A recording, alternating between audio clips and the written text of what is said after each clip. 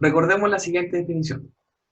Sea f una función de los números reales, en los números reales, diremos que f es una función par si y solo si para todo x en los números reales se tiene que f de menos x es igual a f de x. Por otro lado, f es una función impar si solamente si para todo x número real se tiene que f de menos x es igual a menos f de x. Revisemos el siguiente problema. Determine si la siguiente función es par o impar.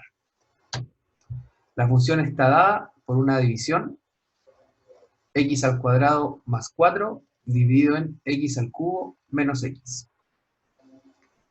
Para verificar si esta función es par o impar, evaluemos f en menos x.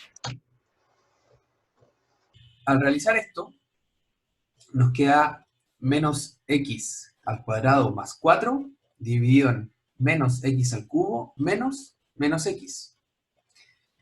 Al resolver, obtenemos que menos x al cuadrado es igual a x al cuadrado y menos x al cubo es menos x al cubo.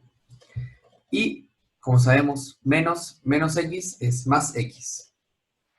Si trabajamos la parte de abajo, podemos notar que al factorizar por menos esta expresión, podemos sacar este menos hacia afuera y así obtenemos menos f de x. Por lo tanto, esta función es impar. Revisemos ahora el siguiente problema. Determine si la siguiente función es par o impar.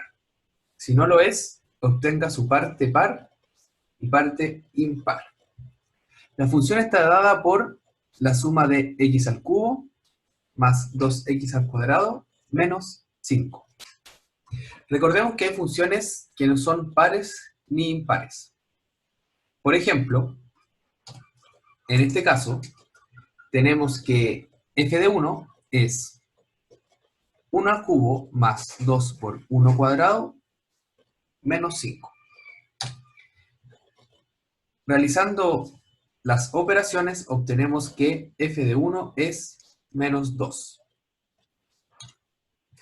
Análogamente, evaluando f en menos 1, obtenemos que menos 1 al cubo más 2 por menos 1 al cuadrado menos 5 es lo mismo que menos 1 más 2 menos 5, y esto es menos 4. Notemos que f de 1 es diferente de f de menos 1 y diferente de menos f de menos 1. Por lo tanto, f no es par ni impar. Entonces, estamos ante un ejemplo de una función que no tiene paridad. ¿Por qué yo evalué en estos puntos? Simplemente para verificar si es que se cumple la definición. Recordemos que la definición dice que para todo x en los números reales se tiene que cumplir ya sea la condición de paridad o de imparidad. En este caso encontramos un valor que no lo cumple, por lo tanto la función no va a ser par ni impar. Ahora, recordemos que la descomposición par está dada por f de x más f de menos x dividido en 2. Si reemplazamos nuestra función en esta expresión, obtenemos x al cubo más 2x al cuadrado menos 5 más menos x al cubo más 2 por menos x al cuadrado menos 5.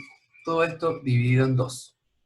Al desarrollar esto, obtenemos x al cubo más 2x al cuadrado menos 5 menos x al cubo más 2x al cuadrado menos 5, dividido en 2.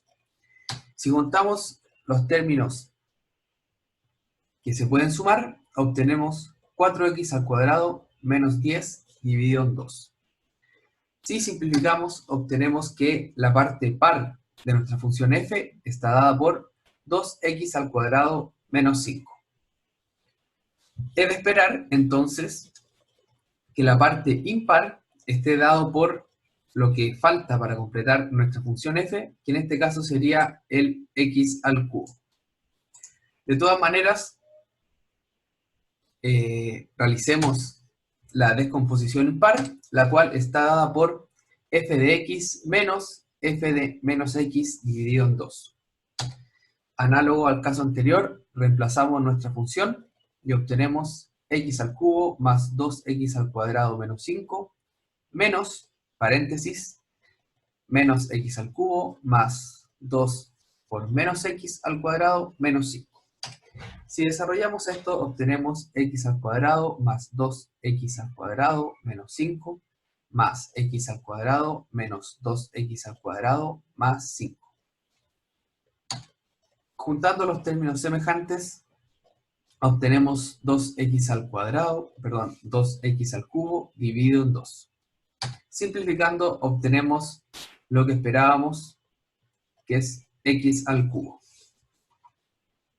Podemos notar que si sumamos nuestra función, nuestra parte impar con nuestra parte par, recuperamos nuestra función, la cual está dada por x al cubo más 2x al cuadrado menos 5. Revisemos ahora el siguiente problema. Considere las funciones f y g que van de los números reales a los números reales. ¿Cuáles funciones son crecientes? Verifique entonces que la función f más g, dada de los números reales a los números reales, sigue siendo creciente. Para ello, tomemos un x, y en los números reales y supongamos que y es mayor que x. Como f y g son crecientes, se tiene entonces que f de y va a ser mayor o igual que f de x y g de y va a ser mayor o igual que g de x. De acuerdo a la definición de la suma de funciones, tenemos que f más g evaluado en y es lo mismo que f en y más g en y. Y de acuerdo a nuestros supuestos, tenemos que f de y es mayor o igual que f de x, por lo tanto f de y más g de y es mayor o igual que f de x más g de y, y análogamente, como g de y es mayor o igual que g de x, tenemos que f de x más g de y es mayor o igual que f de x más g de x. Y recordando nuevamente la definición de la suma de funciones, tenemos entonces que f más g de y es mayor o igual que f más g de x. Por lo tanto, la función f más g va a ser creciente. Para finalizar, consideremos el siguiente problema. Sean las funciones f, g, que va desde un conjunto A, subconjunto de los números reales, a los números reales, funciones crecientes, nos preguntamos si la función f por g es creciente. Para ello, consideremos el conjunto A, en este caso el conjunto 0 a más infinito, y la función f, x al cuadrado, y la función g, x al cubo. De acuerdo a la elección que hicimos, estas funciones son crecientes en el intervalo 0 más infinito. Además, de acuerdo a la definición de la multiplicación de funciones, tenemos que la función f por g está dada por f de x por g de x, que en este caso va a ser x cuadrado por x al cubo, y entonces la función f por g sería x a la sexta. Esta función es creciente, pero consideremos ahora el siguiente ejemplo. Seguimos con nuestra función f, x al cuadrado, pero ahora nuestra función g va a ser menos 1 partido por x. Ambas funciones son crecientes en intervalo 0 más infinito. Y además, de acuerdo a la definición de la multiplicación de funciones, tenemos que nuestra función f por g de x va a estar dada por x al cuadrado por menos 1 partido por x. Y realizando esta multiplicación obtenemos que esta multiplicación de funciones está dada por menos x. Sabemos que esta función es decreciente. Por lo tanto, no podemos afirmar nada respecto al producto de funciones ya sean crecientes. Pues tenemos un ejemplo donde la multiplicación es creciente y otro ejemplo donde la multiplicación es decreciente. Por lo tanto, no podemos generalizar ningún resultado. Gráficamente, podemos ver esto.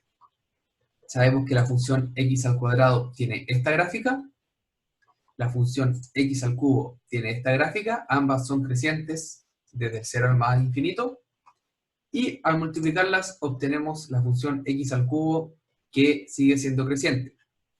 Por otro lado, el otro ejemplo, consideramos de nuevo la función x al cuadrado.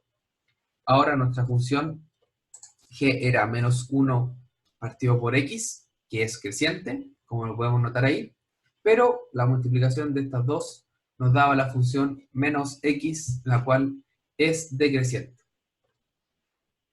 Como dije anteriormente, debido a que estos dos ejemplos nos entregan resultados diferentes, no podemos generalizar ningún resultado.